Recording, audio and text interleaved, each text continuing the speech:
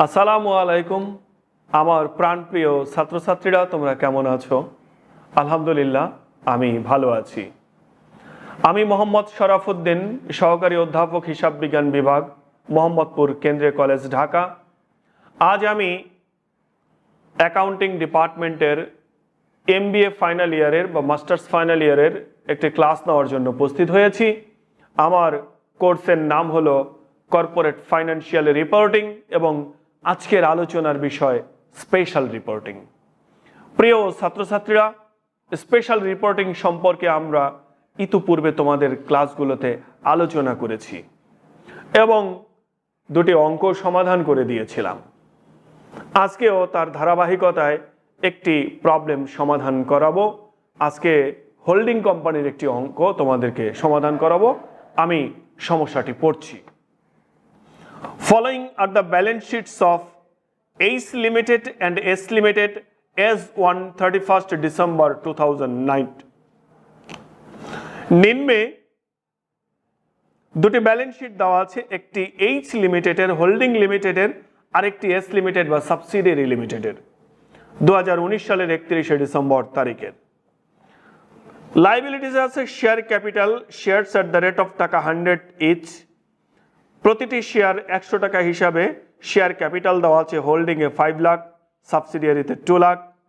General reserve at 1119। দুটি কোম্পানির general reserve দেওয়া আছে। জেনারেল রিজার্ভ কিন্তু একটি প্রতিষ্ঠানের প্রফিট থেকে তৈরি হয়। Bills payable, creditors, profit and loss account. তার অ্যাসেট পাশে রয়েছে goodwill, fixed assets, stock, debtors, 1500 shares in S limited. Subsidiary লিমিটেডের 1500 শেয়ার এ বিনিয়োগ টাকা 2,40,000। এই যে আমরা সাবসিডিয়ারি কোম্পানির 1500 শেয়ার হোল্ডিং কোম্পানি কিনে নিয়েছি। Cash at bank. অন্যান্য তথ্যের মধ্যে বলা হলো the profit and loss account of S limited মানে subsidiary limited showed a credit balance of টাকা 50,000 on 1st January 2019।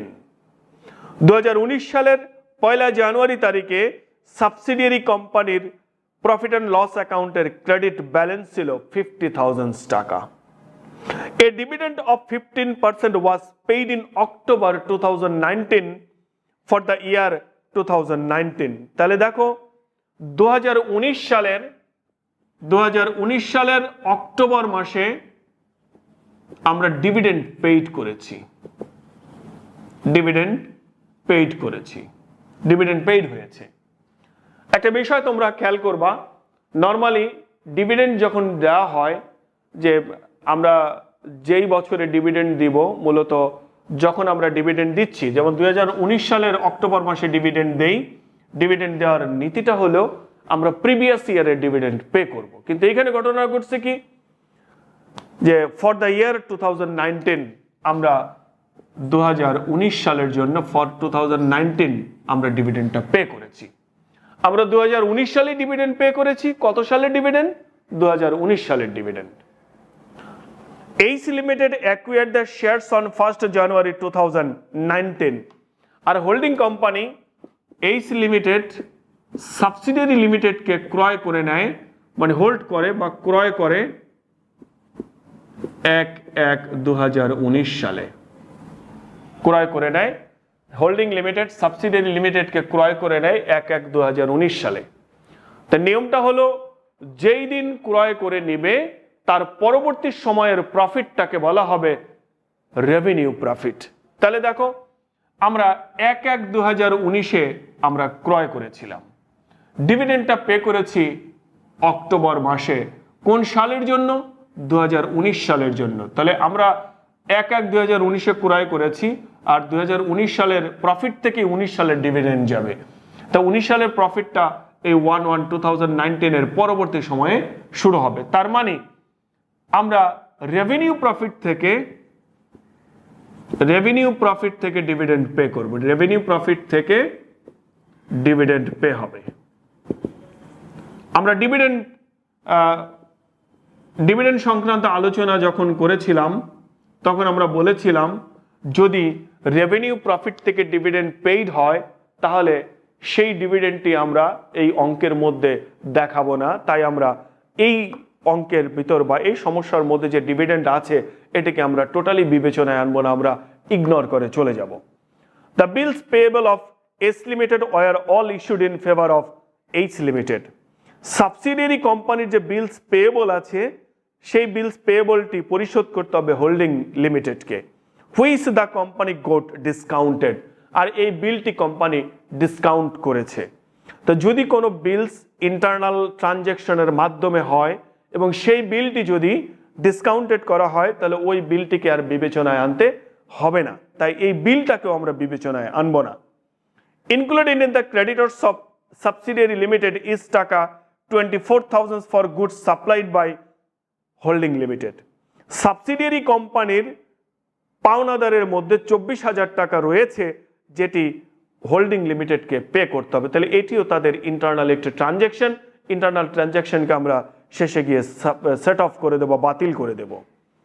Included in the stock of S limited R goods to the value of টাকা 8,000 which were supplied by Ace Limited a profit of 33 1/3% on cost.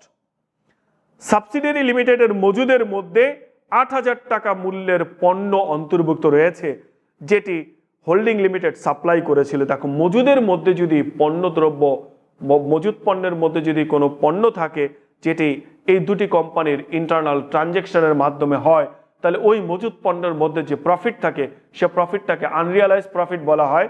তা আমরা এখান থেকে unrealise profit বের করব। Prepare consolidated balance sheet of H limited as at 31 December 2019। 2019 সালের 31শে ডিসেম্বরের আমরা একটি কনসোলিডেটেড ব্যালেন্স শিট তৈরি করব। শো অল নেসেসারি ওয়ার্কিং, এবং এখানের প্রয়োজনীয় সকল ওয়ার্কিংগুলো আমরা দেখাবো। আমরা এখন ওয়ার্কিং শুরু করছি। ওয়ার্কিং 1, প্রথমে হবে holding ratio.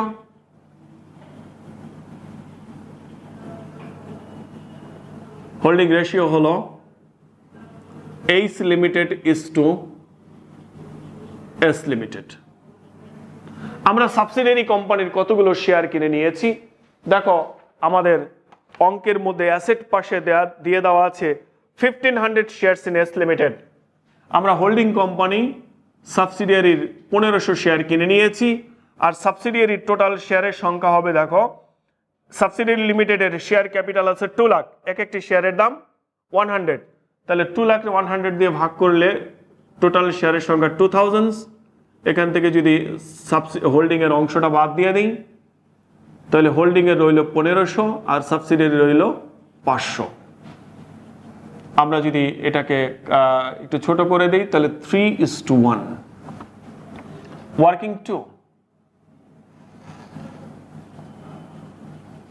Current year profit. Current year প্রফিটটি আমরা বের করব এখন।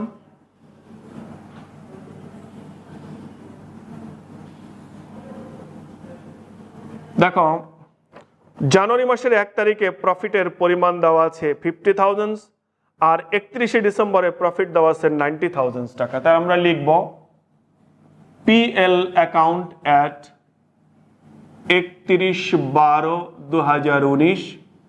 2019 সালে 31শে ডিসেম্বরে প্রফিটের পরিমাণ দেওয়া আছে 90,000 টাকা, আর পিএল অ্যাকাউন্ট অ্যাট 1/1/2019। 2019 সালের শুরুতে আমার প্রফিট অ্যান্ড লস অ্যাকাউন্টের ক্রেডিট ব্যালেন্স দেওয়া ছিল 50,000 টাকা। তাহলে আমরা যদি এখানে ডিফারেন্স করি তাহলে দেখো কত, 40,000 টাকা বের হলো। এটিকে বলবো current year profit. Current year profit. আমার ওয়ার্কিং নাম্বার 2 শেষ হয়ে গেল। এবার ওয়ার্কিং নাম্বার 3। ওয়ার্কিং নাম্বার 3 তে বের করব ক্যাপিটাল প্রফিট।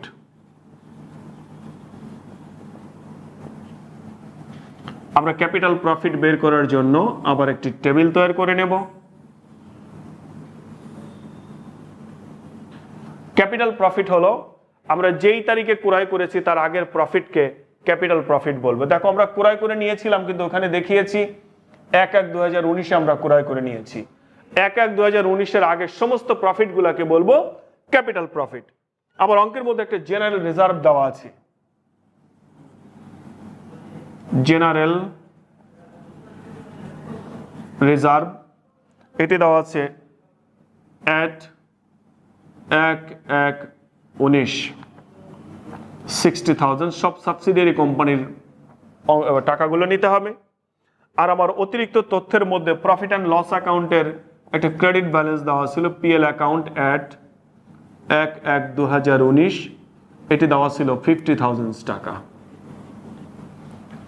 আর এখানে তেমন কোনো প্রফিট আমার বছরের শুরুতে বা প্রিভিয়াস ইয়ারের প্রফিট দেওয়া নেই। তাহলে আমরা যোগ করে দিলে আমরা পাবো কত, দেখো 60,000 প্লাস 50,000 যোগ করলে 1,10,000। এটাকে বলবো ক্যাপিটাল প্রফিট। অতএব ক্যাপিটাল প্রফিট, এই যে ক্যাপিটাল প্রফিট 1,10,000 টাকা, এটি এখন দুটি কোম্পানির মধ্যে ভাগ করে দেব। Share of holding limited, holding কোম্পানির ভাগে কত টাকা পড়বে? এই 1,10,000 টাকাকে এই 3:1 এ ভাগ করব, তাহলে 3 এবং 1 এর যোগফল হলো 4। শেয়ার অফ সাবসিডিয়ারি লিমিটেড, এই 1,10,000 টাকাকে 3:1 এ ভাগ করলে 1/4। এখন যদি আমরা ক্যালকুলেশন করে দিই, এখানে দেখো টাকা বের হবে হলো 1,10,000 ভাগ 4 into 3, 82,500।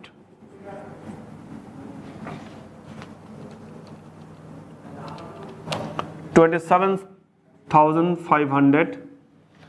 এবার ওয়ার্কিং 4 বের করব। Cost of control, cost of control, যে সাবসিডিয়ারি কোম্পানিকে ক্রয় করে আমার কোনো ক্যাপিটাল গেইন বা ক্যাপিটাল লস আছে কিনা, এটি বের করব আমরা কস্ট অফ কন্ট্রোলের মাধ্যমে, যে ওর এই সাবসিডিয়ারি কোম্পানিকে ক্রয় করার ফলে আমার কি প্রফিট হলো বা কি লস হলো। তাহলে আমরা প্রথমেই দেখব সাবসিডিয়ারি কোম্পানি থেকে আমরা কি পেলাম।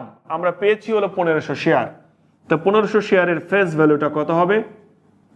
ফেস ভ্যালু অফ শেয়ার,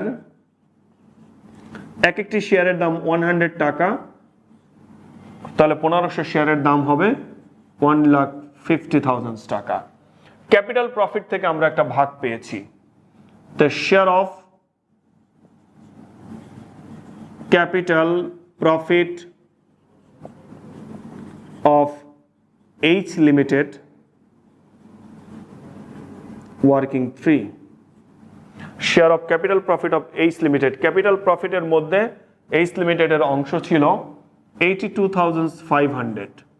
তাহলে আমরা টোটাল পেলাম কত? তাহলে 1,50,000 প্লাস 82,500, 2,32,500, 2,32,500। এখান থেকে আমরা মাইনাস করে দেব আমরা এই 1500 শেয়ারের এগেইনস্টে আমরা কত টাকা পে করেছি।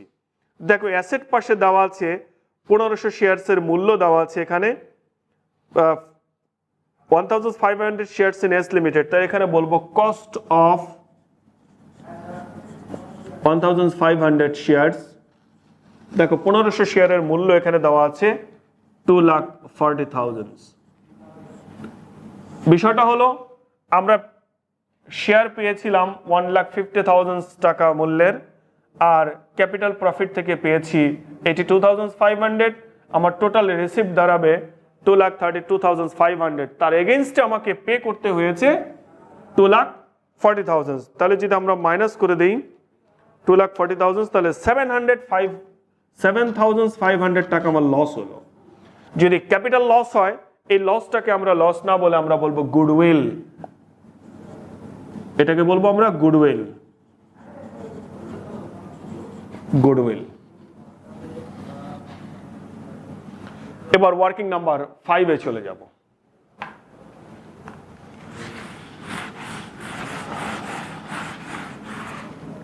ওয়ার্কিং নাম্বার 5, রেভিনিউ প্রফিট,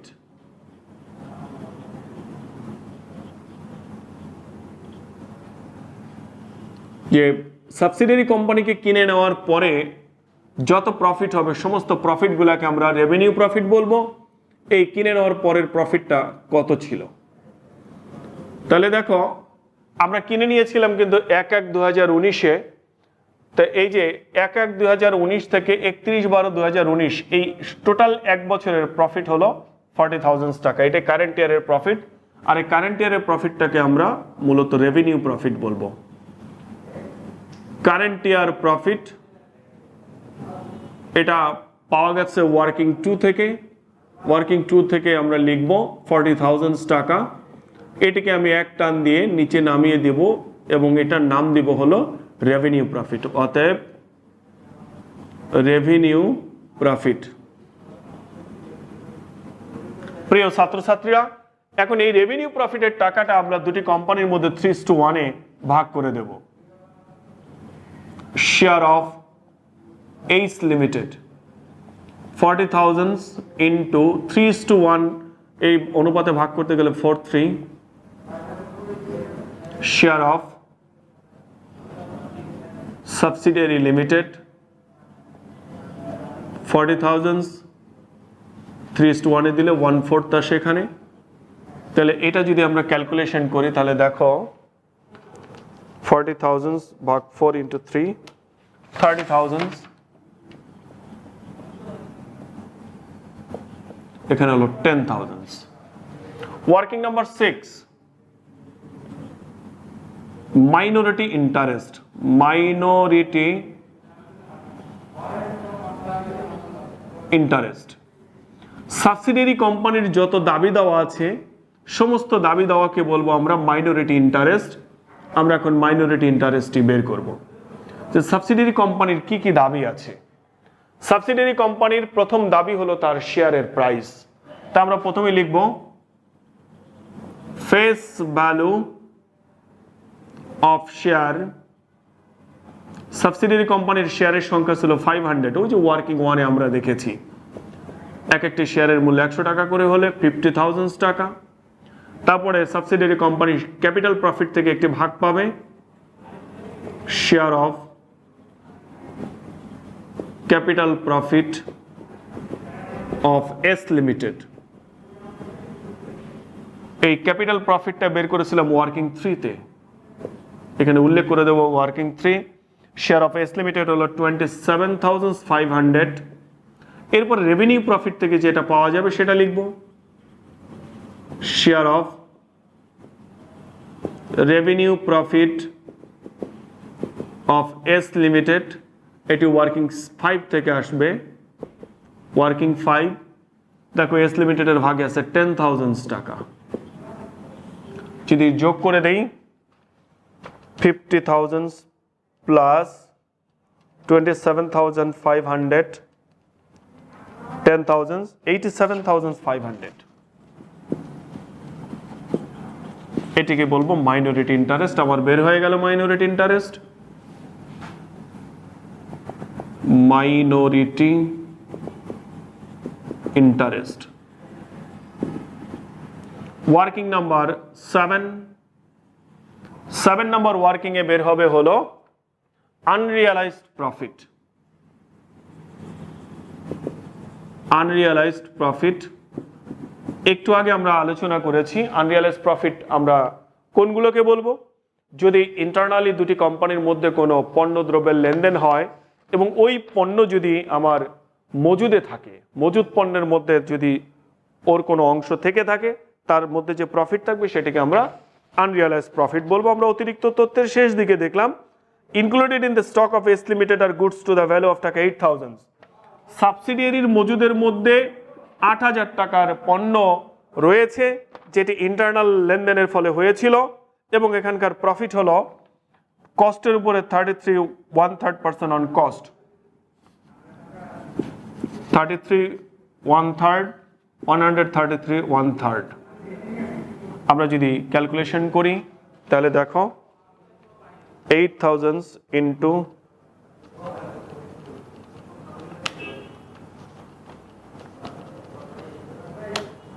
2000 টাকা।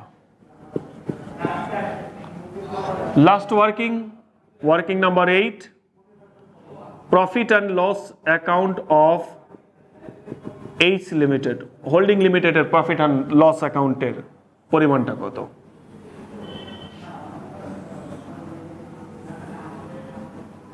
আমাদের অঙ্কের মধ্যে প্রফিট অ্যান্ড লস অ্যাকাউন্ট দিয়ে দেওয়া আছে। দেখো পিএল অ্যাকাউন্ট এই হোল্ডিং এর আছে 1,40,000 টাকা, 1,40,000 টাকা। এর মধ্যে আমার রেভিনিউ প্রফিটের হোল্ডিং লিমিটেডের অংশটি এখানে নিয়ে আসতে হবে। Revenue share of revenue profit of H limited, এটি পাওয়া গেছে ওয়ার্কিং 5 থেকে, তাই আমরা ওয়ার্কিং 5 লিখে দেব। ওয়ার্কিং 5-এ দেখো হোল্ডিং লিমিটেডের ভাগে ছিল 30,000 টাকা, আর কিছু নেই, যোগ করলে 1,70,000।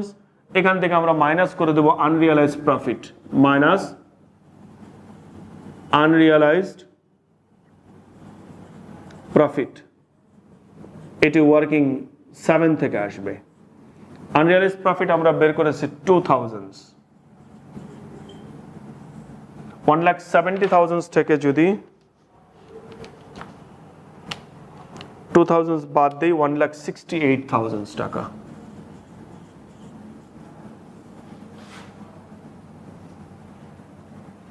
প্রিয় ছাত্রছাত্রীরা, আমার ওয়ার্কিং করা শেষ হলো। এখন আমি কনসোলিডেটেড ব্যালেন্স শিটটি তৈরি করে ফেলবো। তার জন্য আমি একটা সক রেডি করব।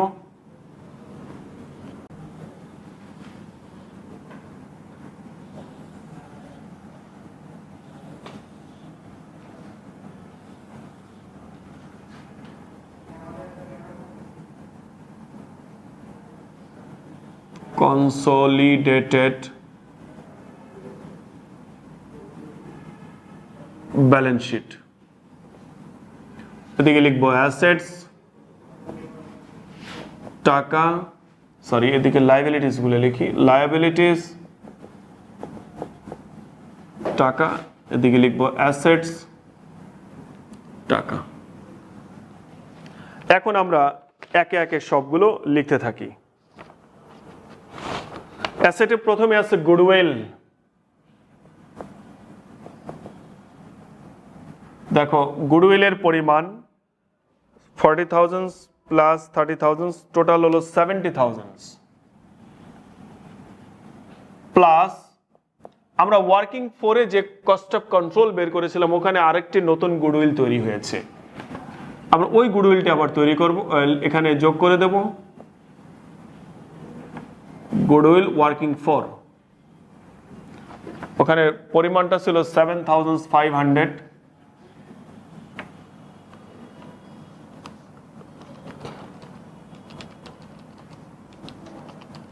যোগ করে দিলে 77,500। এরপর লিখব ফিক্সড অ্যাসেটস।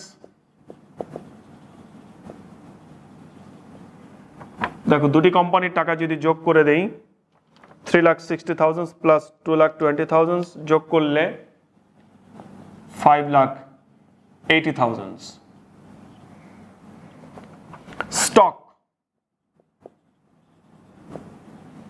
স্টক হলো দুটি কোম্পানির 1 লাখ আর একটি আছে 90,000, তার টোটাল 1,90,000। এখান থেকে আমরা আনরিয়ালাইজড প্রফিটটা মাইনাস করে দেব। আনরিয়ালাইজড প্রফিট এটি ওয়ার্কিং 7-এ বের করেছিলাম 2,000, যদি আমরা বিয়োগ করে দেই 1,88,000।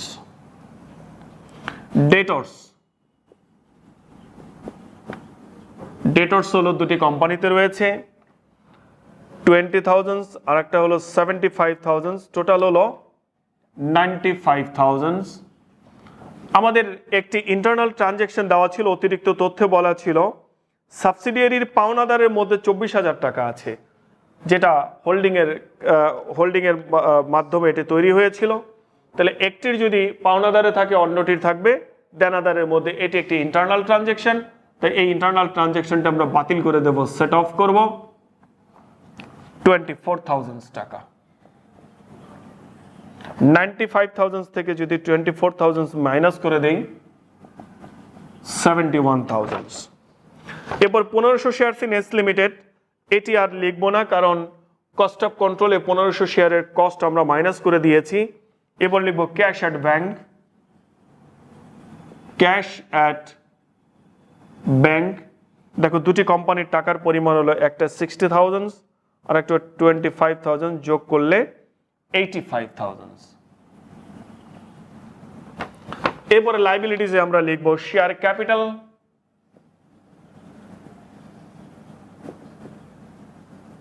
শুধু হোল্ডিং কোম্পানির টাকাটা লিখবো 5 লাখ টাকা।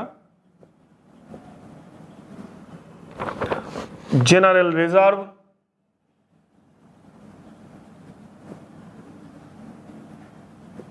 জেনারেল রিজার্ভ শুধু হোল্ডিং কোম্পানির টাকাটা লিখবো 1 লাখ, কারণ সাবসিডিয়ারির টাকা অলরেডি আগেই আমার বন্টন হয়ে গেছে ক্যাপিটাল প্রফিটের ভিতরে। বিলস পেয়েবল,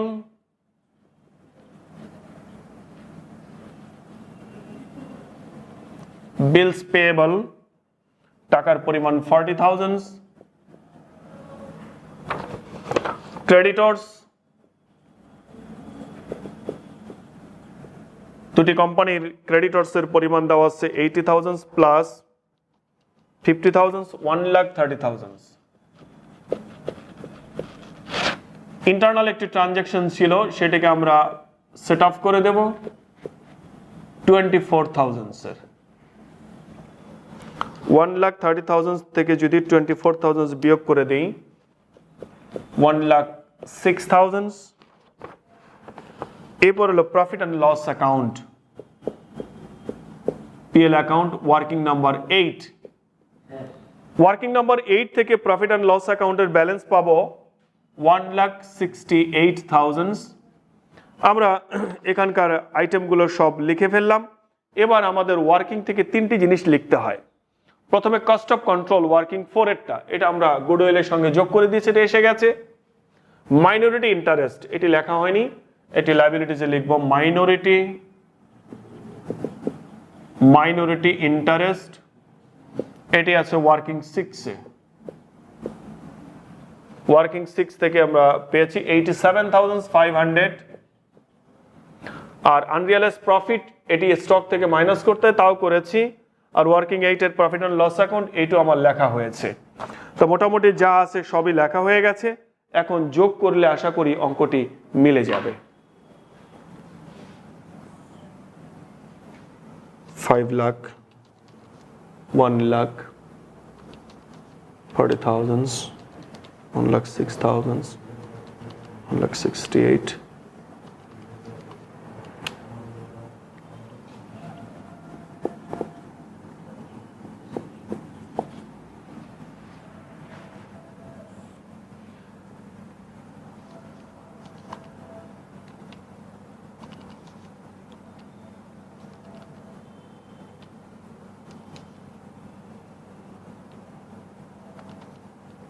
হ্যাঁ মিলে গেছে, 100,1500।